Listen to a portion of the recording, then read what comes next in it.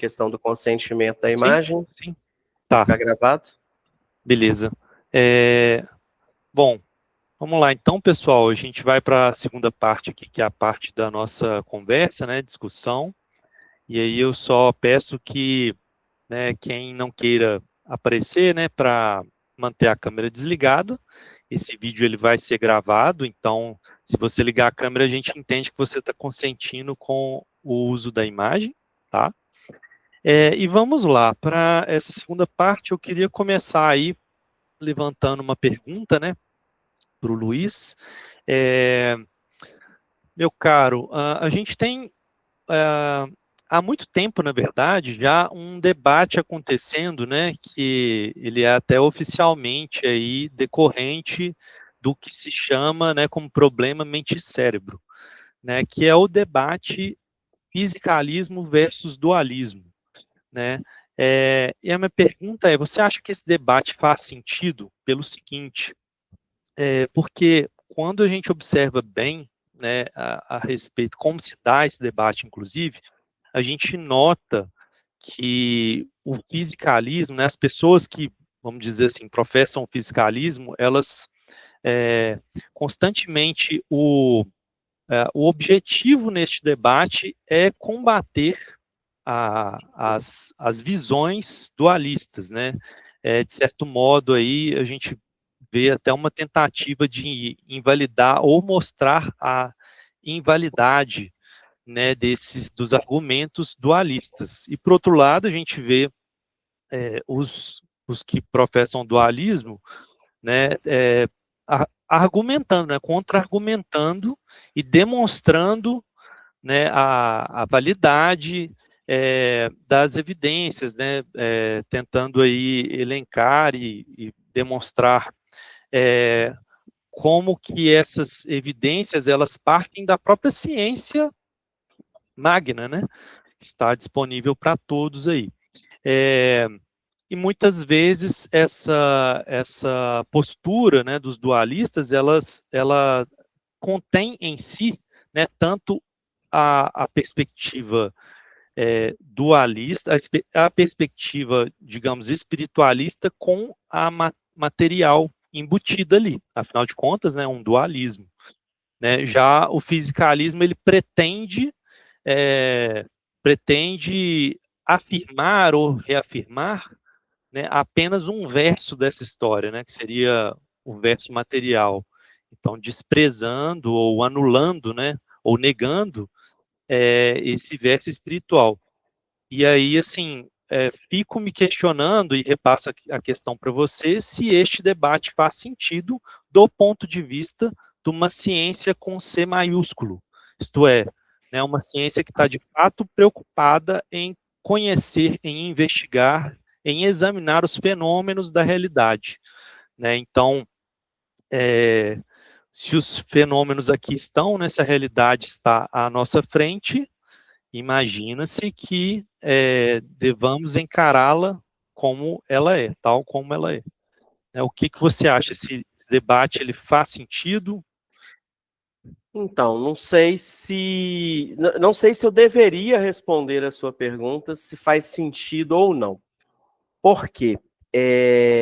O que a gente vai ter em termos de história da filosofia, até quando a gente vê o próprio desenvolvimento das ciências filosóficas ao longo do tempo. Se ela faz sentido ou não para compor uma ciência com C maiúsculo, né, como você citou, é uma questão boa, é uma questão do âmbito da filosofia da ciência. Mas o fato é que independente de fazer sentido ou não, é um fenômeno social. Ou seja, de qualquer forma, quando você vai ter cientistas e divulgadores científicos praticando ciências, seja na pesquisa, seja na divulgação, automaticamente você tem pessoas que vão tomar um dos lados. E as duas grandes correntes nesse sentido hoje são materialistas e não materialistas, fisicalistas e não fisicalistas. Então, com o passar do tempo, é nítido, né? A academia vai cada vez mais abandonando a filosofia da ciência. Então, ninguém curte isso mais, ninguém está interessado nas grandes questões. e todo mundo se foca muito nas pesquisas de laboratório relativas à ciência. Então, quando você fala do mundo material, e isso é bem interessante, você tem um nível, né, quando você parte de uma premissa fisicalista. Você consegue pegar um determinado composto químico e aplicar numa série de pessoas, e essas pessoas vão ter uma reação muito parecida. Então, você vai pegar lá de pirona, vai aplicar em 20 mil pessoas. Aí eu vou chutar qualquer número, obviamente. Em 19 mil vai funcionar muito bem. Quando a gente tem a premissa dos estudos da consciência, a gente começa a enfrentar aquela dificuldade de fazer bonitinho observação, hipótese, experiência e teoria. E aí começam as rejeições, porque eu não consigo reproduzir o método científico do mesmo jeito que eu faço um recorte lá no código genético de alguém, usando uma técnica de CRISPR, por exemplo. Então, qual que é o grande cenário que a gente tem em mãos? Faz sentido? Parece que não.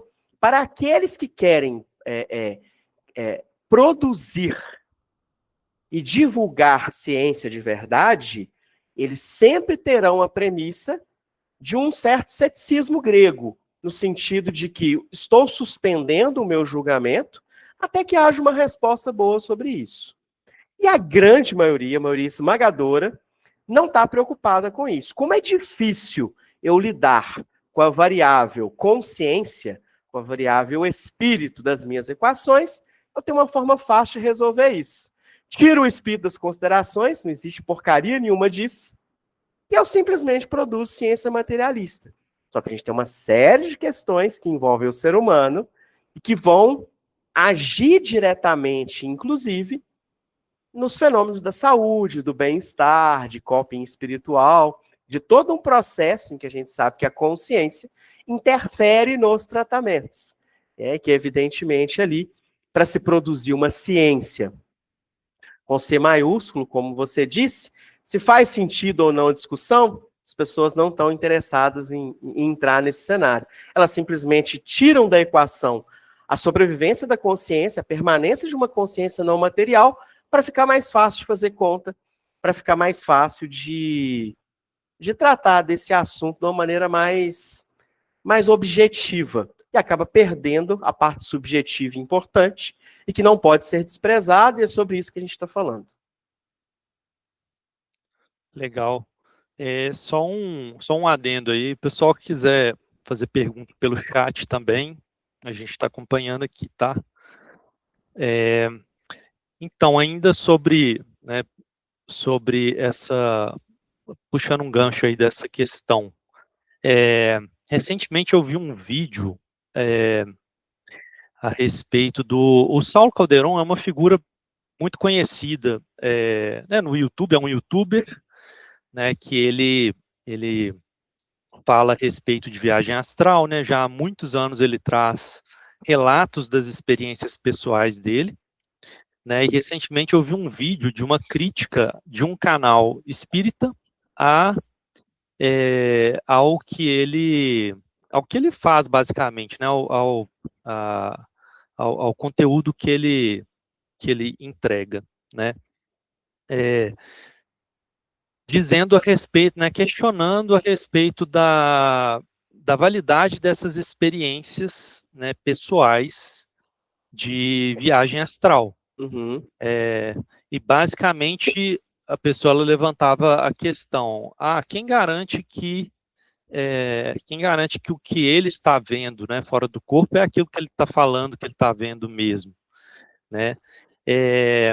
E no entanto, e aí uma outra coisa que ele falava, né, era que no espiritismo o Kardec ele trabalhou com um método, né, chamado aí universalidade do ensino dos espíritos, né, que basicamente era a convergência de muitas mensagens trazendo um mesmo tipo de teor e que trazia assim uma certa garantia de uma certa validade acerca daquele conteúdo. No entanto, eu fiquei pensando a respeito, né, das experiências pessoais, né, elas talvez, por serem experiências, né, individuais e intransferíveis, talvez por este ponto de vista, realmente poderia ser algo questionável para quem está de fora. Porém, quando a gente coloca a internet no meio como um instrumento, né, em que possibilita o encontro de pessoas que possuem o mesmo tipo de experiência, a gente tem o mesmo tipo de método, ou pelo menos similar, né, bastante similar, sendo construído ali, que é um conjunto de pessoas trazendo relatos, né, das suas experiências individuais e colocando aquilo tudo em análise, né, de forma comunitária. E aí a gente tem a construção do conhecimento. E a possibilidade, né, de averiguação disso, né, de certo modo aí. O que você pensa a respeito, né, dessas possibilidades, tá? Sim. Dessas possibilidades aí de experiência pessoal, né, da viagem astral, ou da projeção astral, né, enfim, outros tantos termos, e as possibilidades que a gente tem de trazer isso para a ciência, né?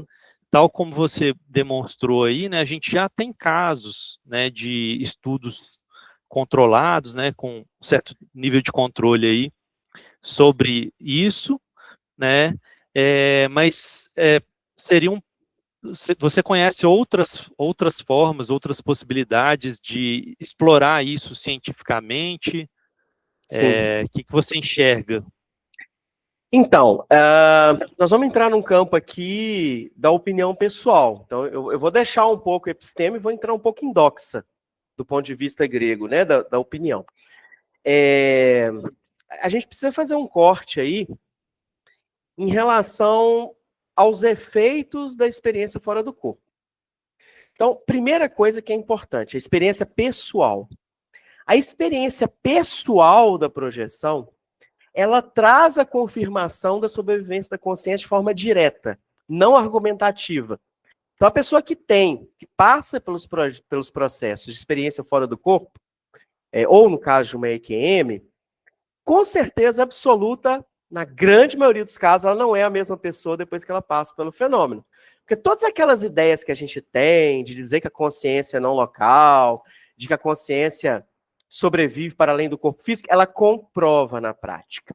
E quanto mais lúcida a experiência de saída do corpo, mais esses elementos e esses valores ficam sólidos na pessoa. Então, do ponto de vista pessoal, não existe caminho melhor do que ter a experiência fora do corpo ou passar pela EQM. Eu espero que ninguém precise passar por uma experiência de quase morte aqui, né? Espero que esse conhecimento venha pela EFC, pela Out of Body Experience, mas nesses dois casos, e é por isso que o próprio Alexander trata no mesmo capítulo dessas duas experiências, o cenário é que, ao se passar por essa experiência, quando o cérebro está sem sinais, quando o coração está parado, né, não há nenhum tipo de sinal eletromagnético no cérebro da pessoa, a gente tem nessa consistência a experiência pessoal das pessoas. Meu áudio tá ok aí? O Jacques falou que o áudio tá okay. Um pouco... Tá ok? Tá, beleza. Ô Jacques, talvez seja o volume aí mesmo, talvez, não sei. Mas se for alguma coisa aí, você sinaliza a gente que a gente prossegue. E aí o que acontece? Vou citar 3 pessoas que seguiram pelo caminho da autopesquisa, que é um caminho mais fácil, porém mais valoroso do ponto de vista filosófico pessoal. Saulo Calderon é um deles, ele tem o GVA, o Grupo Viagem Astral, há décadas, faz estudos, faz experiências, né? Não é um pesquisador do ponto de vista científico, mas faz experiências muito interessantes com o grupo de seguidores dele, né? Com o pessoal que está no grupo do WhatsApp. A gente tem a figura do Wagner Borges, que fala muito sobre essas experiências num viés um pouco mais voltado para o misticismo, mas me parece um discurso muito ok e muito sincero em relação às narrativas. E a gente tem talvez o que seja o pesquisador mais conhecido da atualidade, né, recém-desencarnado, sobre o assunto, que é o Valdo Vieira. Então, é só repassando, né, o Valdo Vieira era uma figura exótica, né, com um chapéu panamá branco, uma barba branca de todo tamanho, e que esteve ao lado de Chico Xavier durante muito tempo, psicografou algumas obras com o Chico Xavier. Num determinado momento, ele deixa o espiritismo por uma série de fatores e conversões que vão divergir entre espíritas e seguidores do Valdo no Instituto de Pesquisas Projeciológicas, né? Começou com IPC e depois se tornou IIPC, e depois um braço chamado IAC, Academia Internacional da Consciência, que decidiu seguir um caminho separado. Mas tanto o Valdo Vieira, que foi um grande pesquisador da projeciologia, deu esse nome, e depois acabou se enveredando pela conscienciologia, né, nas últimas décadas da sua vida, mas que pesquisou muito e promoveu muito o fenômeno da experiência pessoal.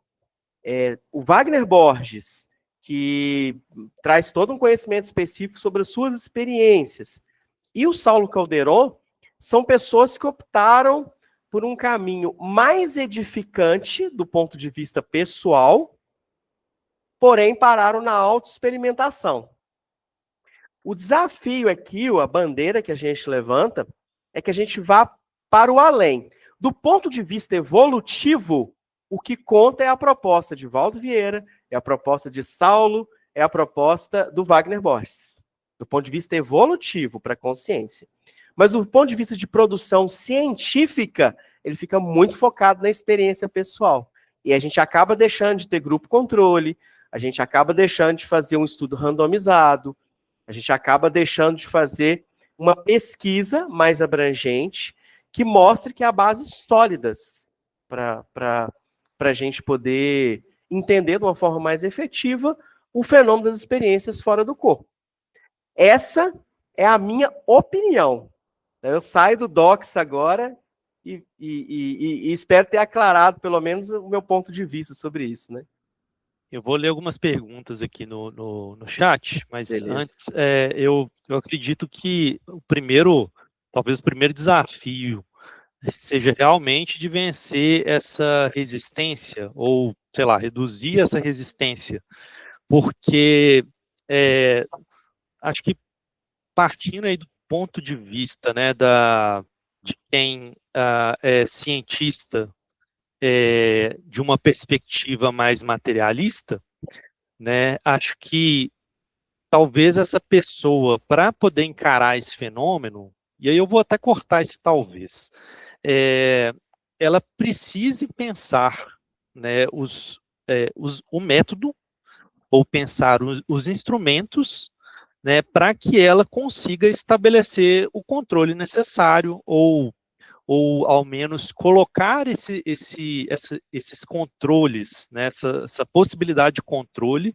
como um desafio aos dualistas, né, o que não acontece hoje. Né? Então, você tem muito aí um esforço das pessoas, né, dos cientistas, no sentido de tentar anular ou invalidar ou desabonar e desincentivar, né, a pesquisa, o andamento dessas pesquisas, né, ainda que com viés mais dualista, né, eles se esforçam muito em inibir essas pesquisas, sendo que talvez o caminho não seja esse, talvez o caminho seja de propor os desafios de controle, né, de uma forma mais objetiva, né, pensar possibilidades de testar essas hipóteses, né, de testar as ideias. Tem né? um livro aqui que cabe caso alguém ainda não tenha lido, né, que vale a citação, tem um livro chamado Somos Nosso Cérebro, né, é uma pergunta mesmo, somos nosso cérebro? Ele é escrito pelo Fernando Vidal e o Francisco Ortega, e ele é um livro exaustivo em mostrar, pelo menos no campo específico desse neurocentrismo, dessa ideia de que o cérebro é centro de tudo e não há nada além do cérebro.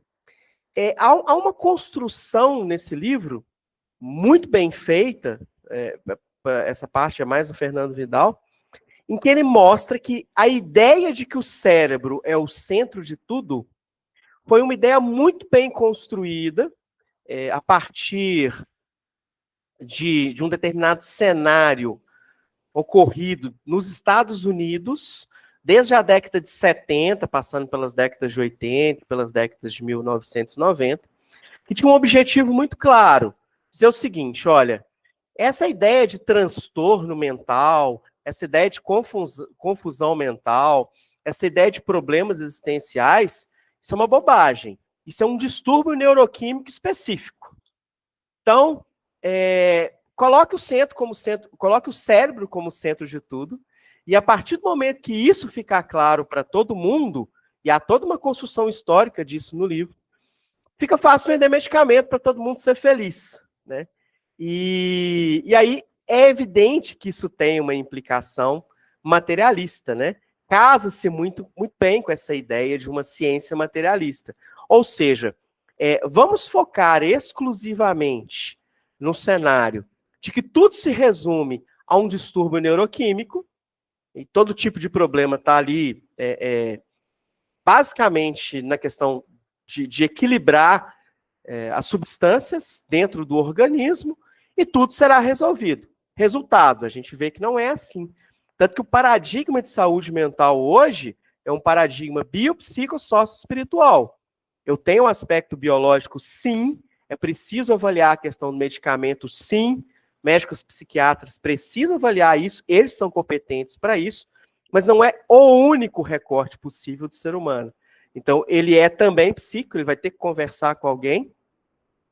Ele, além disso, é social, ou seja, o ambiente que a pessoa está inserida interfere na condição mental, no bem-estar e na paz da pessoa, e há um componente espiritual muito forte. Não dá para analisar isso de uma maneira muito específica só no campo pura e simplesmente neuroquímico, não faz sentido. O que isso tem a ver com a experiência fora do corpo e OBA? Não é simplesmente um surto, nós temos evidências de não localidade e de expansão de consciência que devem ser considerados no estudo. Né? Existem relatos de pessoas confirmados por testemunhas que viram coisas que os olhos não poderiam ver. E a gente precisa discutir sobre isso. E há um conjunto robusto de evidências de que nós somos mais do que pura e simplesmente um conjunto de questões neuroquímicas e biológicas organizadas. Pessoal do chat, eu vou priorizar quem está com a mão levantada, porque como a pergunta de vocês está registrada, tá? Eu vou priorizar para a pessoa não esquecer. Então vai lá, Alexandre. Contigo. Em primeiro lugar, eu queria saber, assim, vamos sair de dentro do armário. Quem já fez experiência fora do corpo aqui de vocês? Por técnica ou espontânea? Espontânea. Vamos começar com a espontânea. Eu tive uma também. Espontânea eu tive várias. Técnica eu fui fazer uma vez, eu consegui sair fora do corpo, aí eu fiquei tão empolgado que voltei na hora.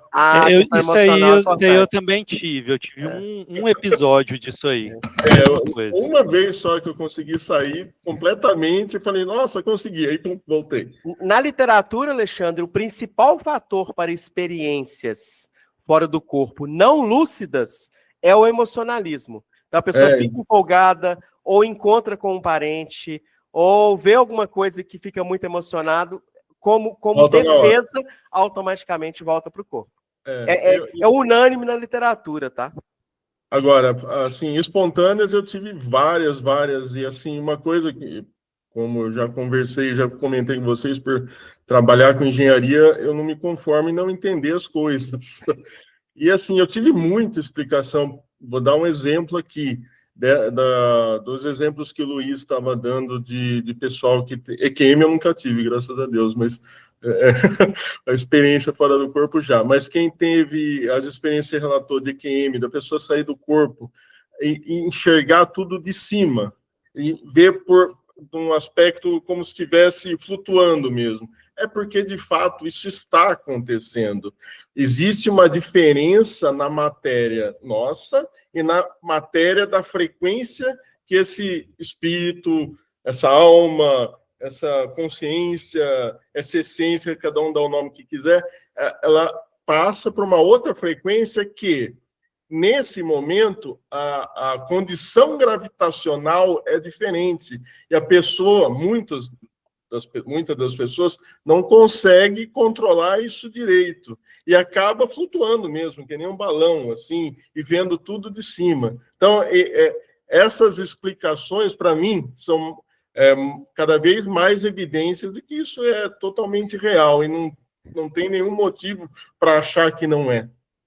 Vocês já ouviram alguma coisa parecida com isso? Sim, na verdade, esse é relato padrão dos casos, tá, Alexandre? A questão aí é que nós não temos ainda um equipamento para medir de uma forma assertiva o espírito sobrevoando sobre o corpo. Ainda carecemos de um equipamento para isso. Mas a gente tem indicativos de alteração nos biomarcadores, nos marcadores de batimento cardíaco, de funcionamento do cérebro, que indicam em fases profundas do sono alta atividade cerebral em relatos de experiência fora do corpo, o que aparentemente seria contraditório, tá? Mas é aquela questão, muitas vezes, de fato, falta interesse de pesquisar, às vezes falta grana para pesquisar e às vezes falta patrocínio acadêmico para se desenvolver a pesquisa. Eu acho que falta muito interesse. Você estava relatando isso agora, eu venho da engenharia, tem uma condição na mecânica que a gente chama de ressonância harmônica.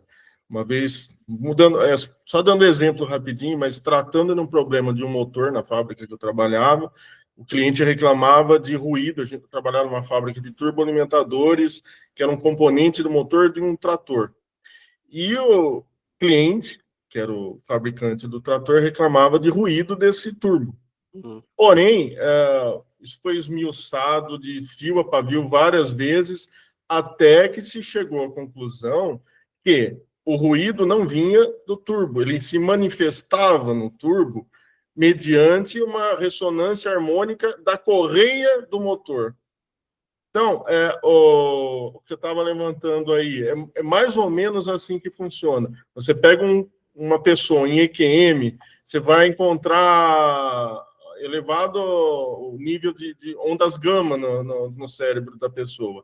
Isso é decorrente da frequência alta que essa pessoa, essa essência, essa consciência está vivenciando. Então, não é que o cérebro da pessoa gera aquilo. Aquilo é ressonância do que está acontecendo com a consciência da pessoa que está fora. Então, são questões que precisam abrir um pouco a mente para avaliar, para entender como funciona na verdade.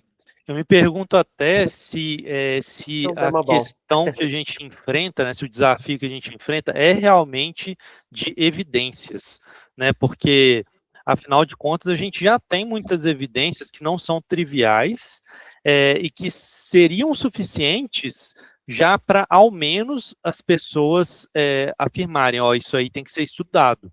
Né, e a gente vê que muitas vezes o volume dessas evidências, a qualidade delas, não se mostra suficiente para convencer essas pessoas. Então, assim, se a gente for ver até do ponto de vista dos princípios científicos, né, então, assim, a tese da consciência como produzida pelo cérebro, ela já foi falseada a partir do momento que a gente teve um episódio, né, de comprovação, ou seja, de você conseguir evidenciar que uma pessoa está tendo uma percepção de existência de algum objeto sem ter acesso ao incidente, ao local, enfim.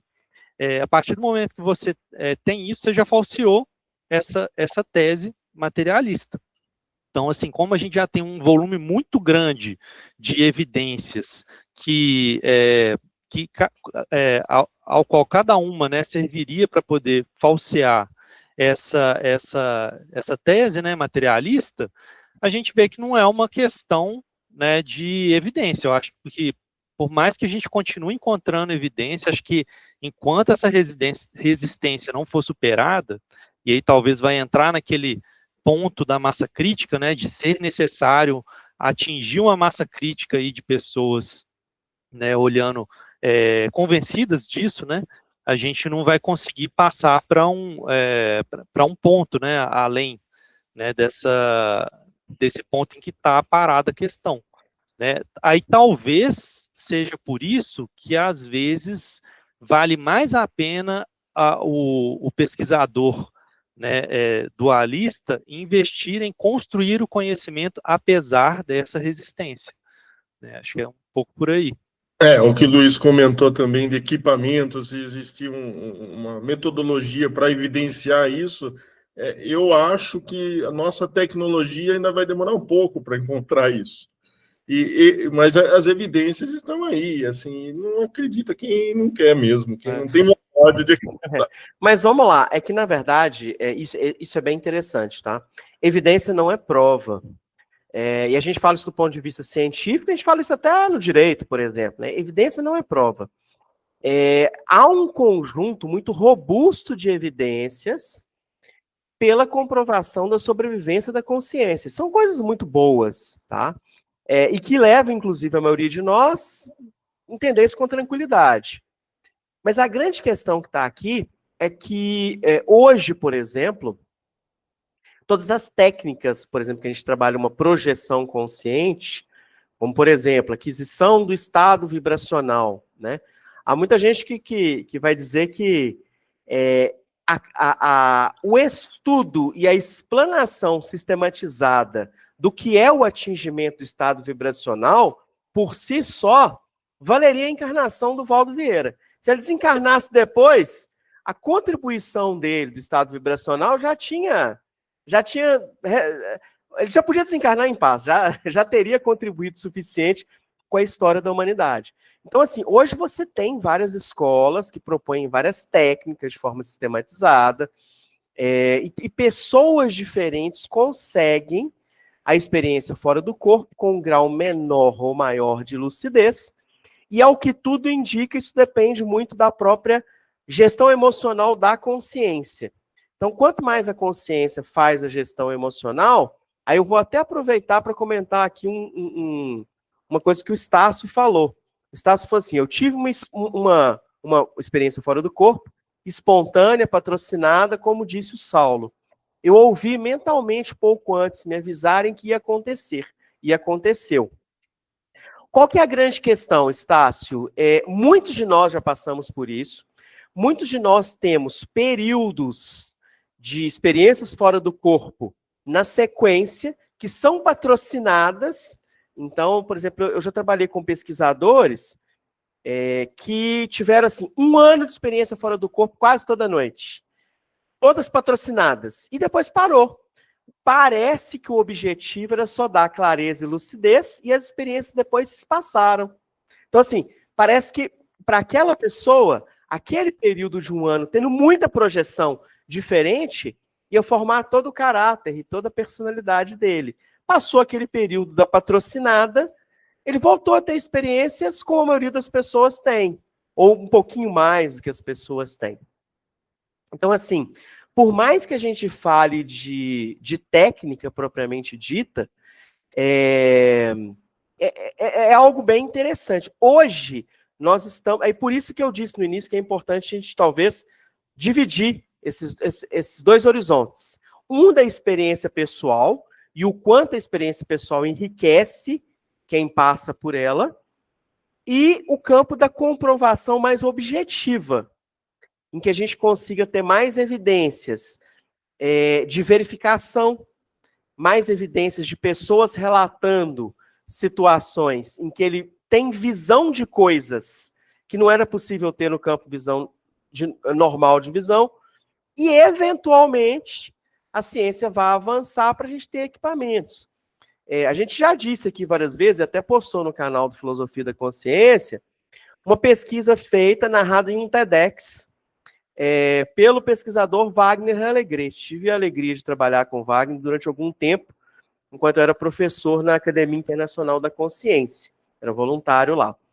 E o Wagner Alegretti, ele, durante um tempo, ele fez uma experiência de movimentação de energias, parecido com o estado, para o atingimento do estado vibracional, dentro de um equipamento de ressonância magnética funcional. Esse equipamento é esse mesmo, né, André?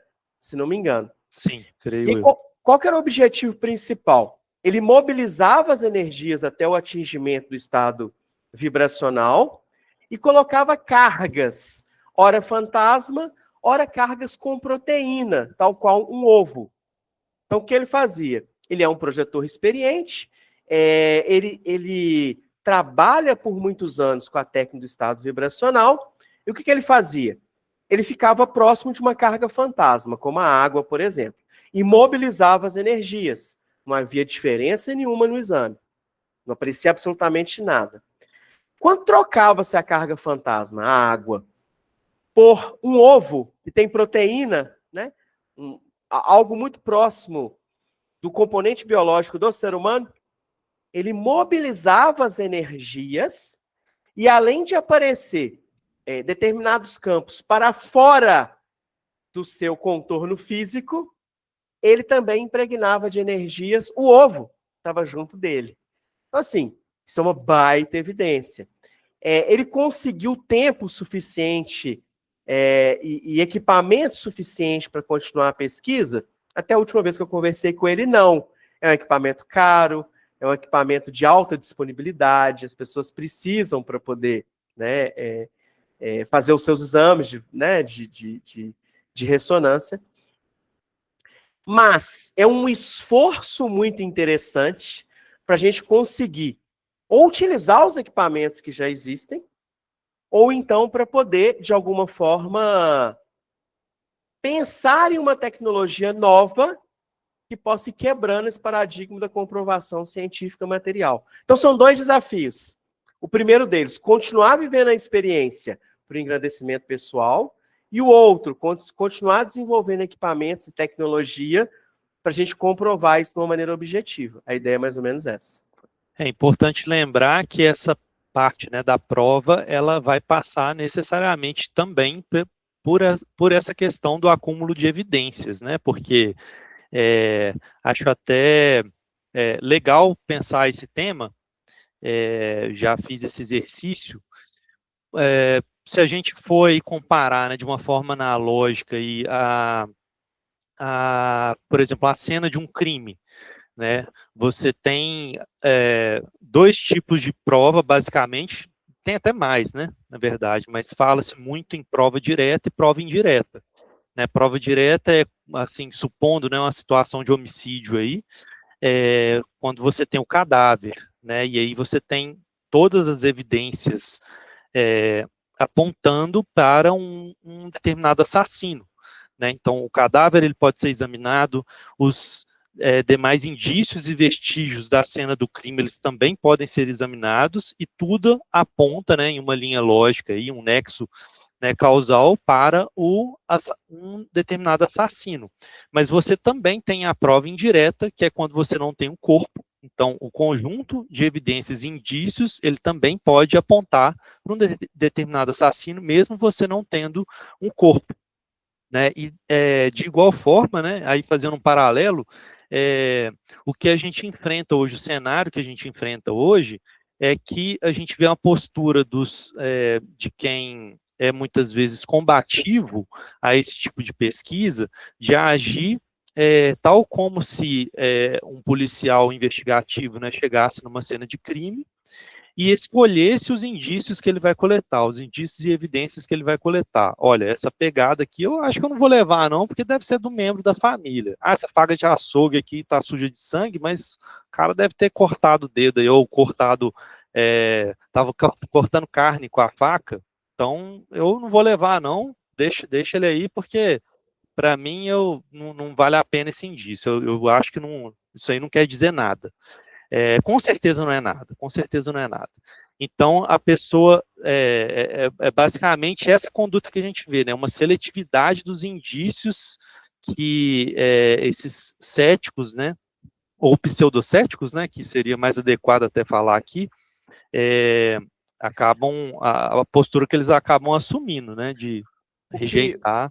O que chama muito minha atenção, que eu acho bem interessante, uma pena, eu ia até comentar sobre a questão da Tâmara aqui agora, mas acho que a Tâmara precisou sair. Mas o que me chama bastante atenção é a existência de fisicalistas, proselitistas e até os militantes.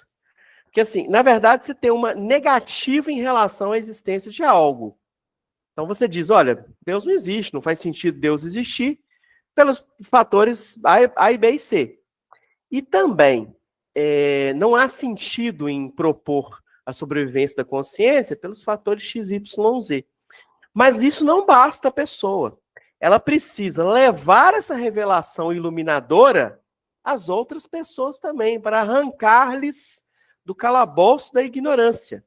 E aí elas se tornam militantes materialistas, em que o objetivo é selecionar as evidências e fazer exatamente esse trabalho. Não, gente, uma faca de açougueiro aqui no cenário do crime. Se é uma faca de açougueiro, é evidente que é um profissional, que tem um açougue que passou por aqui. Não tem sentido dizer que essa pessoa assassinou ninguém. É apenas uma faca de açougue. Quem usa faca de açougue é o açougueiro, ele só passou por aqui. Não tem nenhuma relação com o crime. Então, a seletividade é um grande problema, né? E aí, assim, fica mais fácil vender a ideia de que o materialismo venceu, que, enfim, você retira da equação qualquer cenário de algo para além da matéria, né? Sobretudo, acho que quando a gente fala a respeito de consciência, né, a gente entra num campo, mente e consciência, a gente entra num campo que, notavelmente, existem muitos aspectos desconhecidos, né, para nós. Por exemplo, o próprio aspecto da memória, né? A memória, quando você vai ler a respeito, você vê que tem muitas lacunas que a própria ciência oficial, né, reconhece desconhecer, né? Então, já era por si só digamos assim, né, um apontamento de cuidado, né, para não tentar reduzir, né, para não se reduzir a consciência a somente o corpo, a uma afirmação, né, pura e simplesmente, sendo que tem aspectos que a gente não conhece bem, né? Então, como a gente está falando de uma coisa que faz parte da nossa vivência natural, né? E é muito fácil de você confundir ou de você não notar, né, determinados aspectos ali como talvez parte de algo a mais, além do material, perdão, Uhum. justamente por causa dessa naturalidade. É como um pouco o peixe que está vivendo no oceano e não sabe que ele está vivendo que ele está na água, né? Aí dá até para lembrar também do mito da caverna de Platão, né, que vai nessa direção também. Então, por exemplo, né, o próprio torpor que a gente sente, né, muitas vezes a gente não questiona, né, por que você sente aquela tonteira, né? O que é aquela tonteira, né? E aí, mais um problema que a gente se depara, né, e que vocês até tocaram no assunto, é que muitas vezes a categoria ela passa por explicação.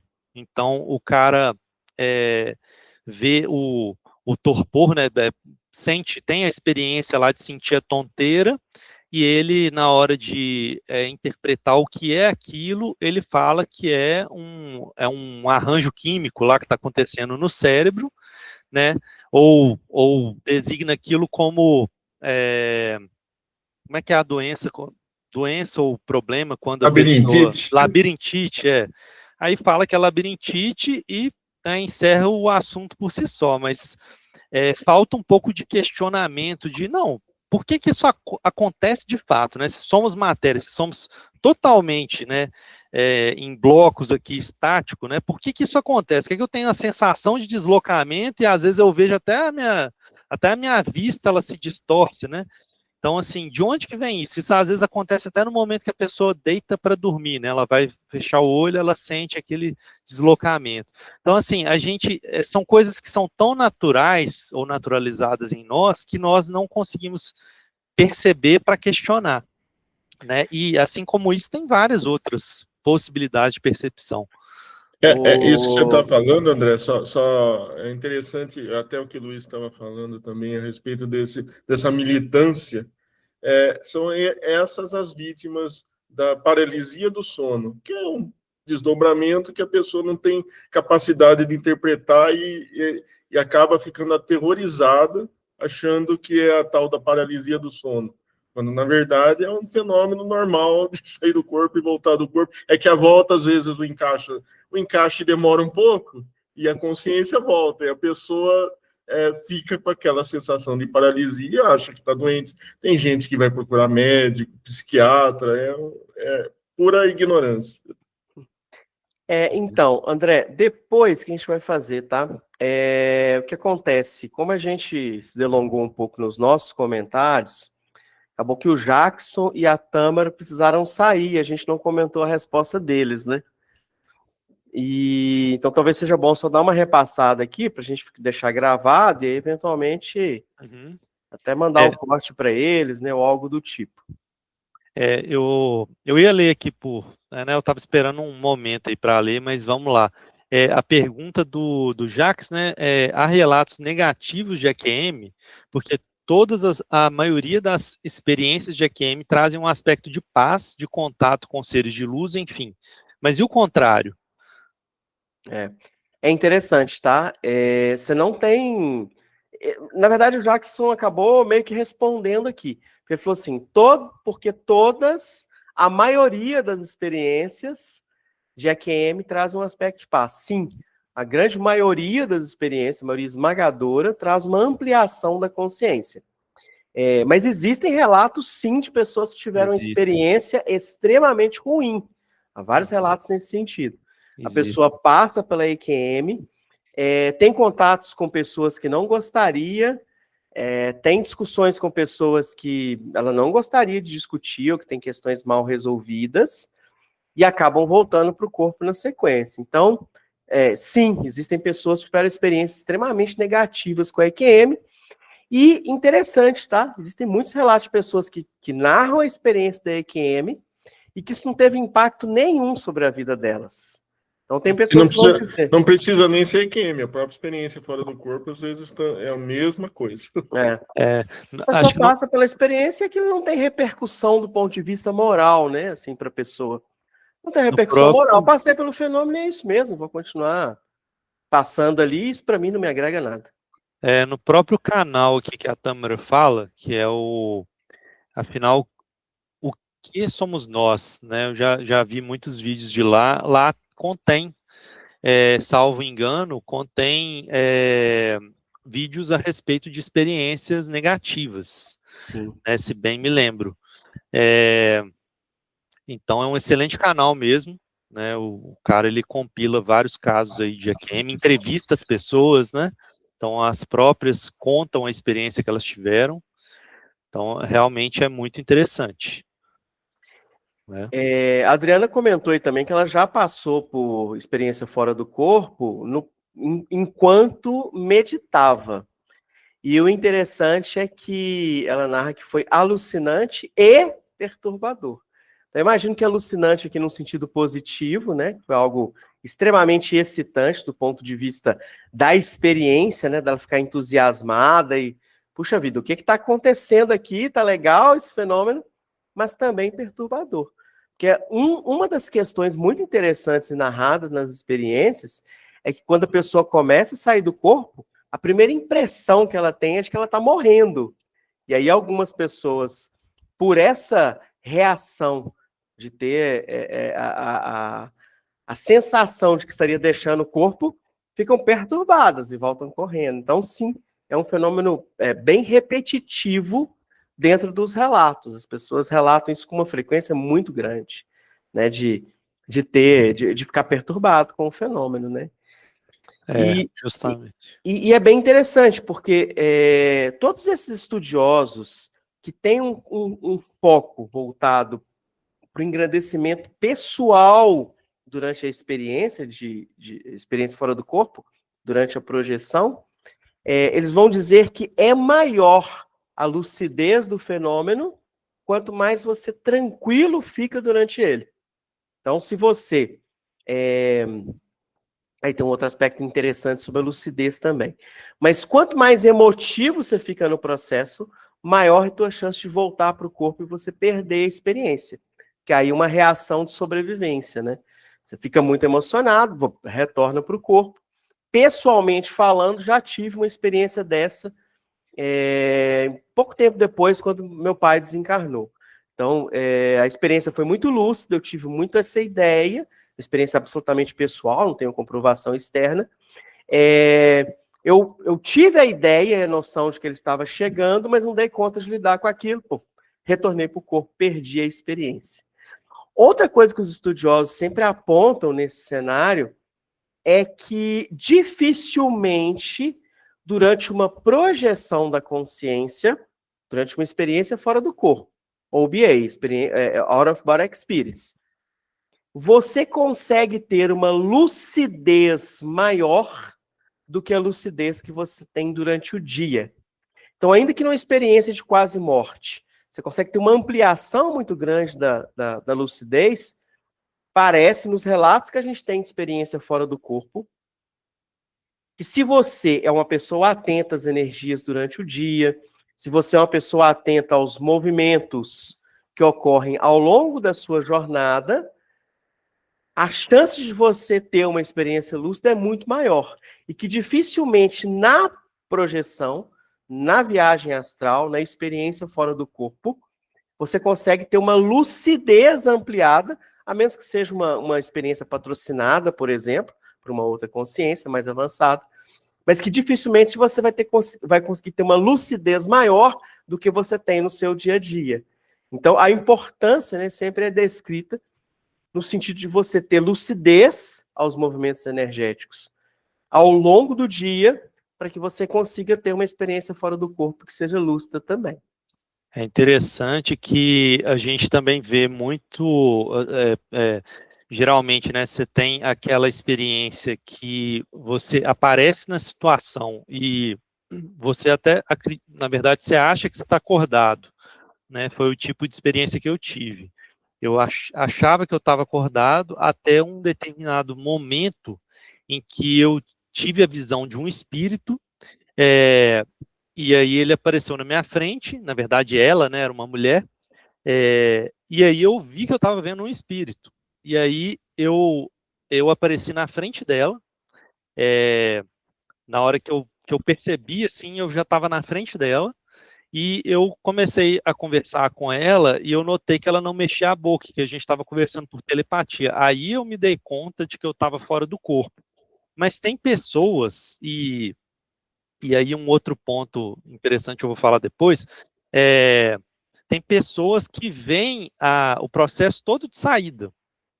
Tem gente que tem isso espontaneamente e tem gente que induz, né, com técnica. Então a pessoa, ela consegue fazer tão bem a técnica de saída do corpo que ela vê o processo todo de decolagem, ela saindo do corpo, deixando o corpo na cama, né, e indo. Eu já conheci pessoa que tinha essa facilidade e acontecia espontaneamente com ela não fazia técnica. Uhum. E um outro detalhe é que esse assunto é muito mais comum do que a gente imagina, né? Teve um dia que eu me fiz o desafio de falar desse tema, né, no lugar mais improvável possível. Então eu estava fazendo um curso de inglês e tinha a gente tinha que fazer um vídeo contando a respeito da nossa vida, e eu falei desse tema. E surgiu um tanto de gente que tinha essas experiências e tal.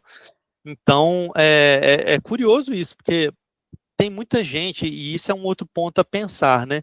Tem muita gente que tem essas experiências e não fala, não divide o assunto, ou às vezes divide com uma pessoa próxima, né? Mas não leva à frente. Então, assim, a quantidade de experiências, né, semelhantes que não viram pesquisa, né, é um caso a se pensar. Né? Então, isso muitas vezes vai ficar ali no anonimato, não vai virar tema de pesquisa, mas faz parte da realidade de muita gente, né? Mas vamos lembrar de uma coisa que é importante, tá? Isso tudo que nós estamos falando poderia ser pura e simplesmente um fenômeno da nossa consciência, tá? Isso poderia ser apenas um sonho expandido e nada disso seria ciência objetiva para o mundo. Se não tivesse, né? O que torna a coisa diferente são questões como a gente colocou aqui no Aware, lá no estudo que eles fizeram com vários hospitais. E é preciso, para que a gente consiga objetivar a pesquisa, sair dessa questão da experiência. Porque muitas pessoas vão ter esse fenômeno, no entendimento dos místicos e dos estudiosos voltados para a experiência pessoal. A gente sabe que isso é narrado desde primórdios da história humana, né? A gente tem N casos de N livros, a própria Bíblia tem referência, viagem astral, projeção da consciência, o Antigo Testamento, tá lá as referências, tá? São poucas, mas existem. E em vários, né, estudos místicos a gente tem informação disso. Porém, o que transforma isso em ciência é a gente conseguir objetivizar a experiência e conseguir, não necessariamente só reproduzir o método. Faz isso que você vai conseguir fazer. Mas ter características externas que permitem essa avaliação. Como é o caso, por exemplo, de alguém que é atendido numa situação de parada cardíaca ou algo do tipo, e consegue ver um tênis jogado no teto do hospital, que depois você vai lá e confirma que tem o tênis. É isso que vai compor a ciência. Então, no meu modestíssimo entendimento, a gente precisa sair do âmbito do convencimento pessoal do fenômeno e pensar em formas de tornar isso algo verificável para outras pessoas. Esse o conjunto probatório, entendeu? O fato de eu acreditar que é uma experiência verídica não compõe ciência, por si só.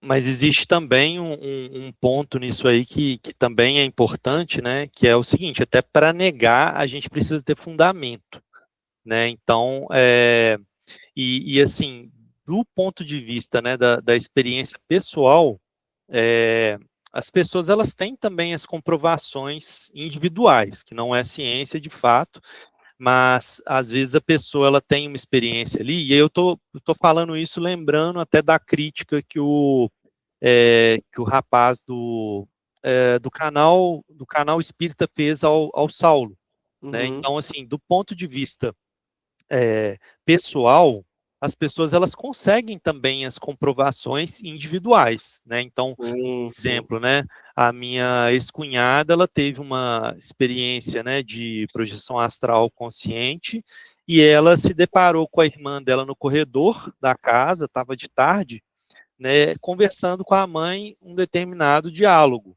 E quando ela acordou, ela foi lá e se deparou com as duas conversando e perguntou se ela tinha falado tal coisa assim assado. E elas confirmaram que sim. Então ela teve uma comprovação pessoal. Isso é possível e isso acontece muito. Então muitas dessas experiências que não viram tema de pesquisa, que não viram ciência propriamente dita, elas também são comprovadas individualmente, né? Assim, o interessante é que a ciência, né, ela pode se aproveitar disso, né? Os relatos eles podem ser vistos como instrumento desde que, né, aí entrando no ponto que você falou, né, Luiz, desde que você tenha um cruzamento, né, de dados ali para possibilitar uma verificação. Né? Então, muitas vezes, acho que novamente vai cair na questão do interesse. Muitas vezes a dificuldade que se tem ali é o interesse mesmo dos cientistas, né, que ainda uma parcela muito pequena se interessa em trabalhar com isso. Mas você ter uma massa de relatos e trabalhar esses relatos junto com outros dados, né, outras possibilidades de instrumentos, né, você consegue obter uma comprovação, né, tendo base aí esses relatos, né, isso passa muitas vezes até por aquela técnica de meta-análise, né, então a meta-análise às vezes ela é muito utilizada para conseguir validar determinadas pesquisas que tem que trabalhar com relatos, né? Então, isso é interessante, mas o curioso, né, só para finalizar e passar a palavra aí para o Estácio, o curioso é que a questão da crítica, né, e aí eu vou entrar até num tema que o Humberto, que é o outro professor lá de Juiz de Fora, né, amigo aí do Alexander, trabalhou muito bem no livro dele, né, História do Pensamento Crítico, se não me engano o título é esse.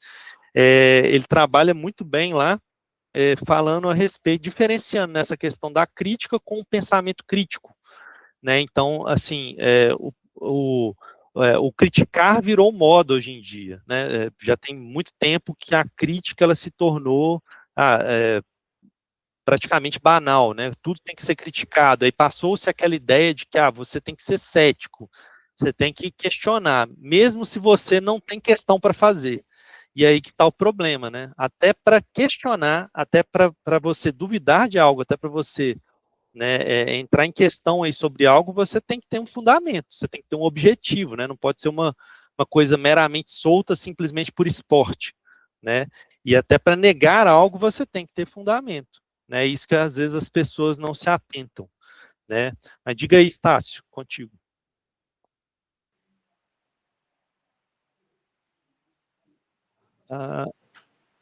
Opa, sobre esse ponto aí digamos assim, a aceitação, como o Luiz falou, né, a aceitação perpassar por uma objetividade de um compartilhamento entre terceiros, né, digamos, tem que perpassar pela nossa realidade compartilhada comum, para isso ser verificado, para isso ter uma possibilidade de ser científico. Agora, quando chega nesse ponto, eu me lembro de algo curioso que passa debaixo do nosso nariz, que é o seguinte: como é que a gente já aceita normalmente, tacitamente, que todo mundo sonha. E o sonho é absolutamente pessoal, e não é que a gente descobriu primeiramente por um aparelho físico, para depois a gente aceitar que todo mundo sonha. Muito pelo contrário. O sonho tem essa mesma natureza e todo mundo aceita. A própria ciência é normal, aceita, por mais que seja outra seara, seja a psicologia que venha se importar com isso, né? Mas é tácito, a gente aceita que todo mundo sonha e é uma experiência em primeira pessoa, sabe? Excelente questão. Já tem essa natureza, então eu penso que existe aí uma grande contribuição vindo pelo outro lado, né? Que é fomentar mesmo esse treinamento, tal como o Valdo quis alavancar, né? Para alavancar as experiências em primeira pessoa, para daí porque ter mais possibilidade também, o né? sonho não interfere na questão da vida após a morte, por isso que não incomoda ninguém. Pode ser. Mas eu digo, é curioso, quando eu lembro disso, eu acho curioso esse fato epistemológico da coisa, né? Faz sentido. Então eu acho que essa promoção aí das experiências em primeira pessoa é muito válido para ajudar a ficar verificável, né? Inclusive para aumentar a certeza sobre o fenômeno, né? Não é errado de tudo, não. Já que não é possível objetivizar alguma coisa, que se faça... Eu entendo muito bem o caminho do Valdo, do Saulo, do Wagner, do Wagner Borges, no sentido assim, olha, não vamos ficar perdendo tempo de ficar provando para o mundo que existe a experiência. Experimente que você vai ter certeza, e o resto não deixa as pessoas se convencerem. Não é um caminho errado. Agora, isso ajuda a ciência a andar indiretamente. A partir do momento que 80% das pessoas tiverem a projetabilidade lúcida, então, ok. A ciência eu fico torcendo que a própria natureza dê uma forcinha aí, porque quem sabe acontece o seguinte, que tem alguma causa genética isso também, e as novas gerações passem a ter mais isso espontaneamente, aí vai virar uma coisa como um sonho. Todo mundo vai ter que aceitar, sabe? Pode acontecer. Algo assim. Assim, em relação ao sonho, eu achei muito boa a sua analogia. Porém, eu acho que o Alexandre tem bastante razão quando ele diz que o sonho, a priori, não incomoda ninguém, não prova nada, não evidencia nada para além do materialismo. Então, continue sonhando. Se você não estiver sonhando, toma aqui um remedinho, pode comprar na nossa mão. Se você não estiver sonhando, a gente tem um remédio. Se você estiver sonhando muito, toma um remedinho também e está tudo certo. Não tem impacto nenhum. Então, embora aceito de uma forma mais específica, Aí eu estou sendo mais raso no comentário, tá? Embora aceito de uma forma mais abrangente e específica, ele não tem muito impacto, consequência como evidência de algo. E, em segundo lugar, no caso do sonho específico, ele tem determinados padrões que podem ser lidos pelos equipamentos de leitura, né, de sinais que a gente tem hoje. Inclusive, a gente já tem inteligência artificial que faz a leitura, em teste, né, claro, que faz a leitura desses padrões e consegue até jogar para uma tela o que você sonhou, que você tem determinados padrões. Para a experiência fora do corpo, a gente não tem um padrão neurofuncional hoje. Não é do nosso conhecimento. Então, ele é um fenômeno aceito, ok, sem muita consequência, porque não mexe ali com a premissa do materialismo. E, por outro lado, você tem uma leitura melhor desse padrão dos sonhos do que você tem hoje para uma leitura de uma experiência fora do corpo, né? Hoje a gente não conhece bem o padrão neurofuncional de uma experiência fora do corpo, como a gente conhece no caso de um sonho. Acho que isso acaba impactando também. Mas no final das contas é questão de senso comum mesmo, né? Por que todo mundo aceita a ideia do sonho, experiência fora do corpo é tão... Mas tem causa para isso, a gente vê que tem causa. E isso recai novamente na questão das categorias ali, como eles conseguem associar as variações, determinadas variações ao que os instrumentos estão lendo, né?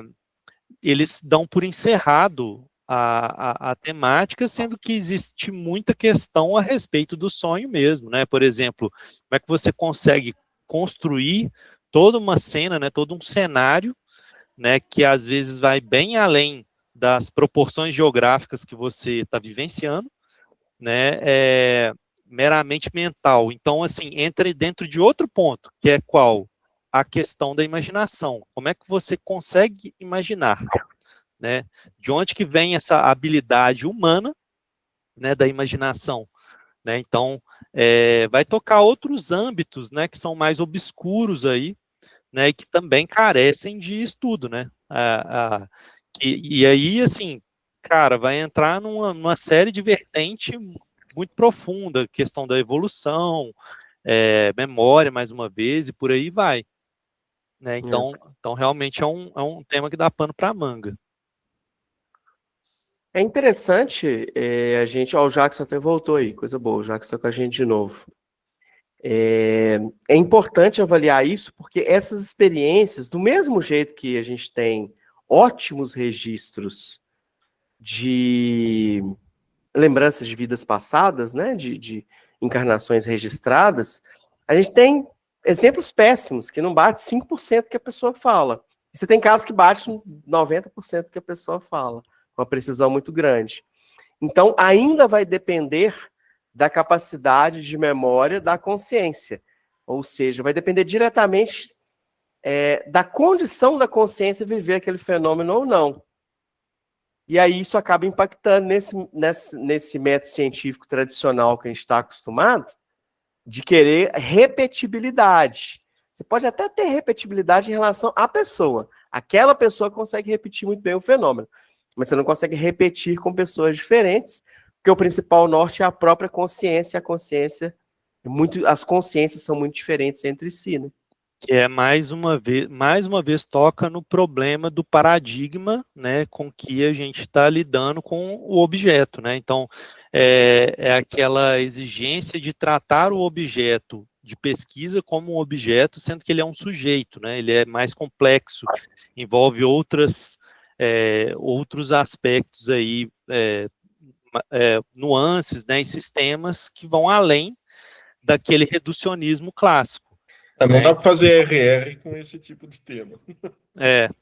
Fazer o quê? Não entendi, Alexandre. RR, que é a reprodutibilidade e a reprodutibilidade.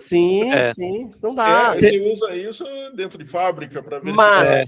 Mas, se as pessoas gostassem mais de filosofia da ciência, e parafraseando um pouquinho Karl Popper, se uma pessoa teve um fenômeno e conseguiu descrever de forma clara fatos externos ao seu campo de visão e as possibilidades de conhecimento, isso por si só deveria suspender a ideia de que somos pura e simplesmente um cérebro físico. Mas não aceitam isso, né? Se um cisne negro aparecer, você invalida a ideia de que todo cisne é branco. Se uma pessoa conseguiu ter não localidade no fenômeno de manifestação da consciência, numa experiência fora do corpo, isso deveria suspender todo o julgamento, ou o pré-julgamento, que somos pura e simplesmente nosso cérebro. Se uma pessoa quebrou a regra... Até porque a replicabilidade, a reprodutibilidade aí, né, no caso, elas não são impossíveis de se conseguir para esse tipo de objeto.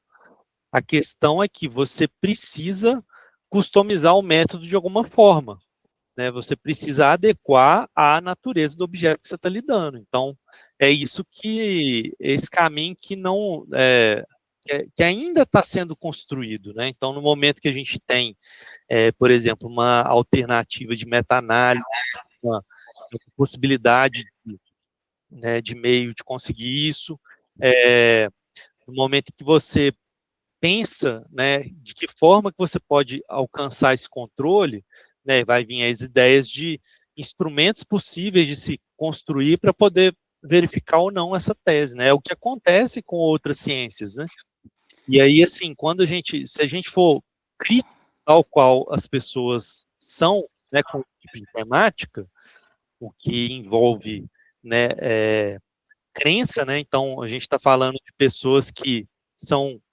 demasiadamente críticas, e isso talvez demonstre uma certa crença no materialismo, né?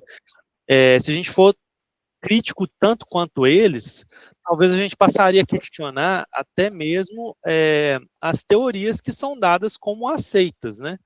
Porque, por exemplo, vou falar aqui uma boba, né? Tipo, a gente, pessoalmente, né, eu não peguei um telescópio para comprovar, né, para ver por mim mesmo se o sistema solar aqui tem os planetas que eles falam que tem. Mesma coisa, eu nunca tive acesso a um microscópio para olhar, para ver se eu tenho célula mesmo. A gente, de certo modo, né, a gente confia na comunidade, no que a comunidade científica diz. A questão é que a comunidade científica já errou. Sim, já teve erros. Né? Então, é isso que tem que ser questionado, né? Será mesmo que esse método ele é completamente infalível? Será mesmo que, por exemplo, né, pseudociência nunca virou ciência, ou ciência nunca virou pseudociência? Será que não existem essas flutuações? Né? Será que as coisas são realmente tão estáveis quanto as pessoas colocam que né? Isso é um senso comum. Né? Então, acho que o pensamento crítico, né, como diz o Humberto, né, Humberto Coelho, pensamento crítico acho que é o principal objetivo, né, que a pessoa tem que ter de desenvolver para poder ser, né, para poder fazer jus a uma crítica justa, né, em qualquer tema. Né? Então, a gente tem que ter esse cuidado, né, de pensar as coisas com prudência, né, de não estar sendo nem de mais nem de menos. Né? Bom, a gente está estamos caminhando aqui para o final, né, do nosso tempo aí, batendo quase 10 horas aí. Ao Jax que voltou, Jax, a gente respondeu sua pergunta, tá? Aí se perguntou aqui, né, se há relatos negativos de EQM. Sim, tá, existem relatos negativos de EQM, não é uma unanimidade, né, a EQM que traz um aspecto de paz, né, o contato com seres de luz, então, e até, né, a gente comentou aqui que a própria dica aqui de canal que a Tâmara dá, né, que esse canal aqui chama, afinal, O Que Somos Nós, né, tá no YouTube, lá tem, se não me engano, relatos, tá, de experiências que foram negativas, tá, para a pessoa, e aí, até te convidar, você quer falar alguma coisa, tem algum questionamento, aproveitando aí o momento. Tá me ouvindo? Sim, sim. Ô, gente, desculpa, é porque o celular descarregou, cara. Eu tive que dar uma carreguinha no celular aqui. Mas depois vamos ver a gravação de novo, depois eu dou uma olhadinha, mas vocês desculpem aí. Boa. Mas era só aquele questionamento mesmo, por enquanto. Ah, legal. Show de bola. Obrigado. Então, aí a gente que agradece valeu aos demais também que participaram. Vocês têm mais alguma colocação, pessoal? Alexandre, Estácio? Deixar um pouquinho para as próximas, né? Ah, o próximo tema é seu, né, Alexandre, inclusive. Vocês vão fazer em janeiro, fevereiro, vocês já decidiram o que vocês vão fazer? Eu acho que isso aí a gente vai ter que dar uma estudada, hein, para ver se vai ter quórum em janeiro, né? Bom, Mas, aí vocês me avisam. De repente, sim. Vamos ver. Vamos estudar isso aí. Provavelmente devemos fazer em fevereiro, tá, o Alexandre? Janeiro, geralmente, beleza. mais aí difícil. a gente vai ter que olhar a data também para não coincidir com o carnaval, né? A gente dá uma sondada aí direito qual que é a melhor data. Luiz, suas considerações finais aí, meu caro. Perfeito. Bom, de maneira bem objetiva, a gente tem uma farta literatura de natureza mística, de natureza mais esotérica, se referindo a esse tema. A gente tem um volume gigantesco de pessoas que passaram por esse fenômeno, tem pela natureza e qualidade das experiências, tem certeza absoluta que passou por um fenômeno de experiência fora do corpo, mas ainda precisamos caminhar de maneira mais sólida na construção de evidências verificáveis por outras pessoas. Certamente a gente conta aí com o aumento da massa crítica para que pessoas que tenham passado por essa experiência também produzam pesquisa nesse sentido, e aqui a gente não fala de viés, mas pessoas que consideram essa realidade, né? E a partir do momento que a gente avançar nesse sentido, e com certeza absoluta, as pesquisas também vão mudar e esses impactos da experiência fora do corpo podem compor ainda mais esse corpo robusto de evidências que a gente tem para construir de maneira efetiva uma ciência da vida após a morte. Então, é mais um elemento, é mais uma peça nesse quebra-cabeças cada vez mais interessante para a construção de uma ciência da vida após a morte. Show de bola, é isso aí. Então a gente agradece aí a participação de todos, né, dos que aqui estão e de quem está assistindo, né, a gente pede aí que compartilhem com o pessoal aí nos grupos, enfim, dê uma força aí para a gente, né, e, bom, quem tiver interesse também em participar aí da nossa comunidade de discussão, né, manda um direct para a gente lá no Instagram, né, a gente tem um grupo aí no WhatsApp que a gente troca uma ideia. No mais, é isso. Obrigado por hoje, então, pessoal, e até a próxima aí. Até o próximo Obrigado aí, viu, Alexandre, Jacques, Estácio. Valeu demais. Valeu, galera. Obrigado. Boa noite, gente. Até mais. Boa noite, até mais.